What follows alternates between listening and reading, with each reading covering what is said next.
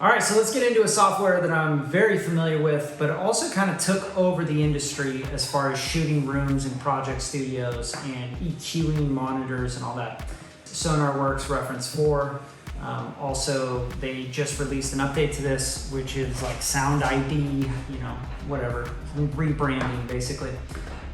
So what this is it's going to use our measurement microphone. It's going to ask us to shoot a bunch of different takes of the room and make a print and show us exactly what the other software showed us. But then it's also going to give us an option to open up a secondary application to apply EQ to the room to fix those problems.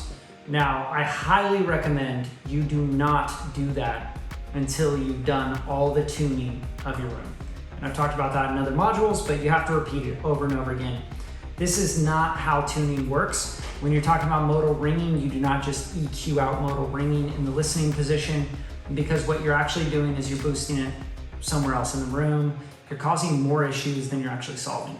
Okay, and you're gonna cause phase issues, you're gonna cause timing issues, you're gonna give your music is just gonna sound really crazy, right? It won't translate to other places. So we use this measurement software to show us an even more in-depth, detailed view of where we're starting with our room.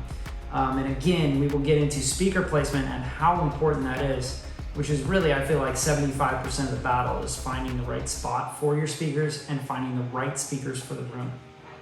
But for now, I want to just show you exactly what we're trying to see and hear and fix, right? We're trying to fix these problems.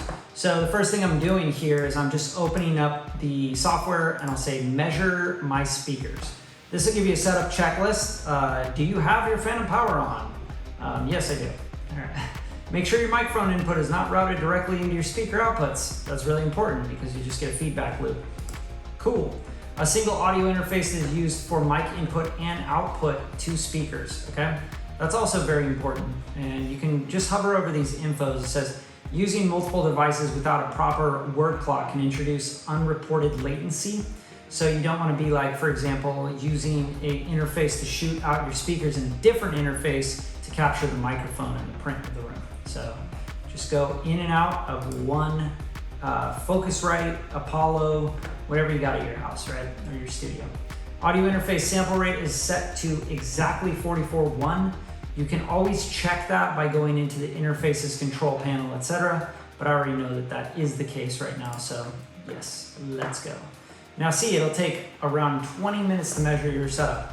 You're not gonna see all the measurement stuff on camera. You're not gonna have to watch us for 20 minutes walking around the room, but I do wanna show you the process of using the software and why it's so highly rated. Okay, so now we're gonna go next and it's gonna ask us, hey, do you have a Sonarworks measurement microphone? And if you're using the software, I highly recommend you do pick up something like this, the Sonarworks one, because it's just gonna be better and more compliant with the software. You probably get better test results as well.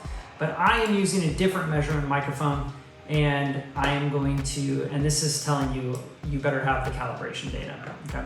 And I do, as you've already seen in the free version. So load microphone calibration profile. So what we're gonna do here is we are going to go find our calibration profile. And that's why there is a file that is edited and this is made for Sonarworks. That is not correct. So if you see something like that, that curve is absolutely insane. That's basically telling you, hey, this is the corrected stuff. So this is correct, okay? This is actually the corrected calibration file. And it's showing you the microphone frequency response curve. This is what the actual microphone is doing, okay? So the reason you need this is because what if you just told the software that the microphone is totally flat, right? I don't need a calibration file. Then it wouldn't see this roll off at the top. It wouldn't see these peaks around 8, 9K, right?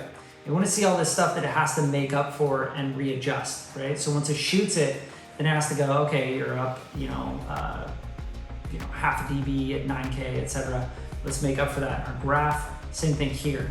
Okay, you roll off at this point, so we need to make up with that for that in our graph when we do shoot it. Okay, so just say it looks good. Thanks, buddy. And then the next thing is to select your input and output devices. So I have my measurement microphone going into preamp 2 in the Scarlett. So I'm gonna make sure that I say input channel 2 on the Scarlett. Cool. It says tap your microphone lightly. Good, tap the microphone, it's there. Output channels. See how much easier this is than the free software? All right, so output channels, Scarlett, same thing, output 1 and 2. So we can play a test track to make sure your output volume is set to conversation level. Please adjust the volume of your output device. My voice should sound at normal conversation volume. That sounds at normal conversation Left volume. speaker. Right speaker. Thanks, buddy. Okay, so that's our robot. He says, you can do it, man. All right, and then we're gonna adjust the microphone input gain. The best thing about this software is that it's just gonna take you through everything. So we might just, fly through this. First, adjust the microphone gain so that you can make sure that it's gonna detect it correctly. Okay, here we go. During this, you're gonna play the signal. These are the signals and what they're gonna sound like. Okay, so something to keep aware. Next, how to position the microphone correctly. Keep the microphone within the listening spot. So I am in the listening spot, so that's what we're gonna do. We are going to keep the microphone at ear level as well, and we're going to aim in between the speakers, and we're gonna hold the microphone away from our body. I like to put it on a stand. It always works better on a stand. And you can notice that this is actually a little bit high compared to where I'm listening, so I'm just going to lower it to about there, and we're good. And I'm gonna go next, and we're going to give this a go.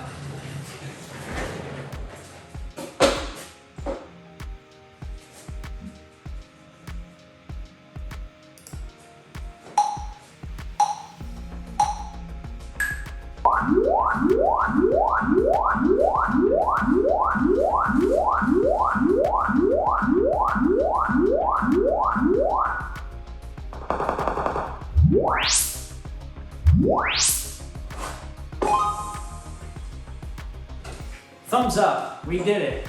Now you guys gotta hear this one all the way through because this software is smart enough to know what input I'm working with and to choose the input, right? So verification is complete. Let's move on.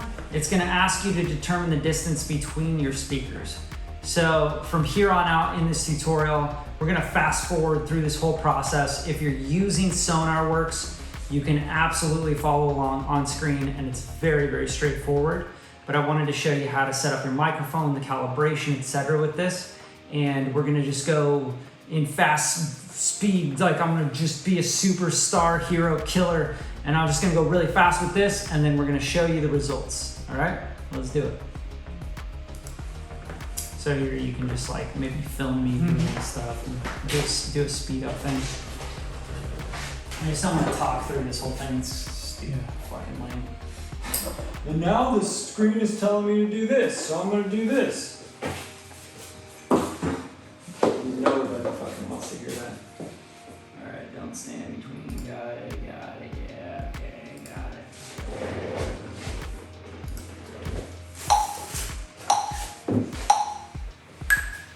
Stay where you are. Measurements in progress.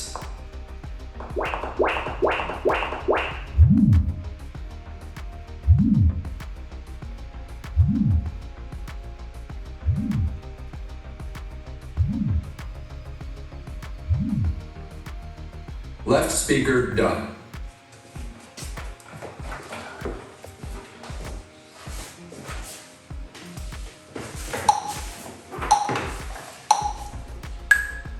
Stay where you are. Measurements in progress.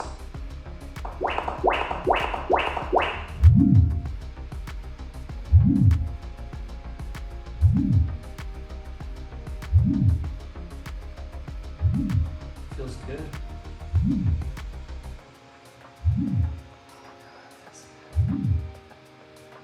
Right speaker done. Yeah, keep going.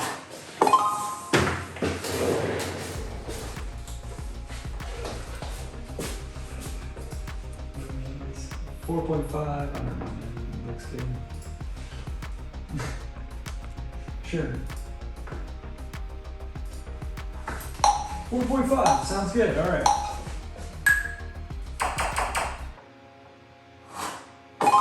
Nice.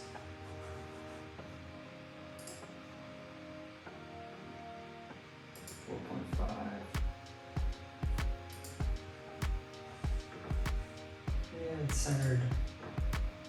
Sure. I don't remember.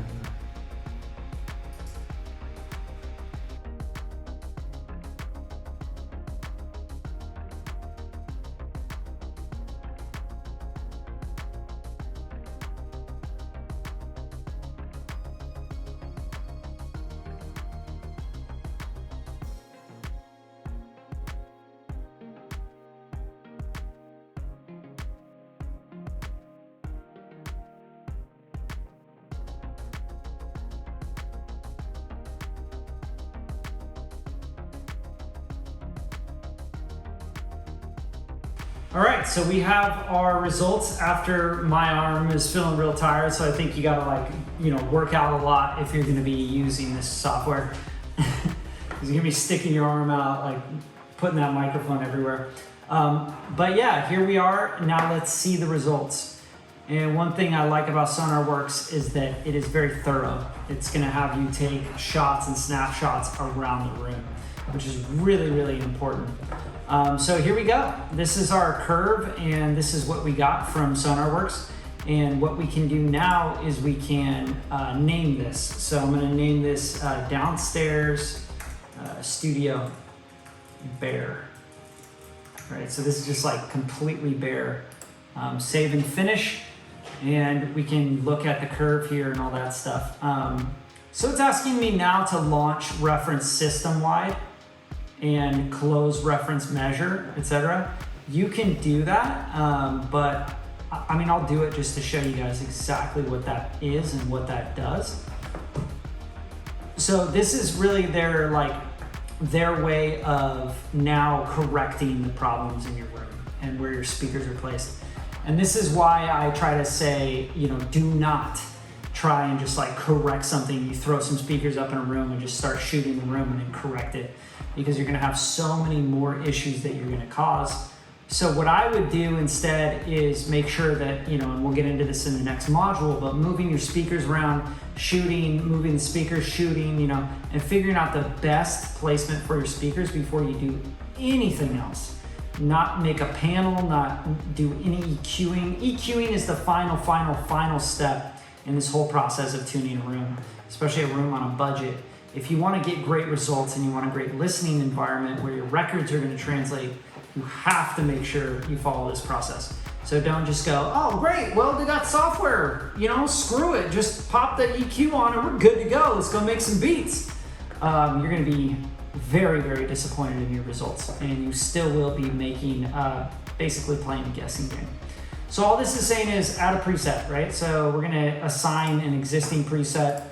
And what this is, we're gonna go create new. We're gonna use the downstairs studio bare is what it's saying. What would you like to collaborate? Well, we'd like to collaborate these speakers. The output device is not going to be LG TV. It's going to be the Scarlett. And left channel and right channel output 1 and 2. We can test outputs. Left, right.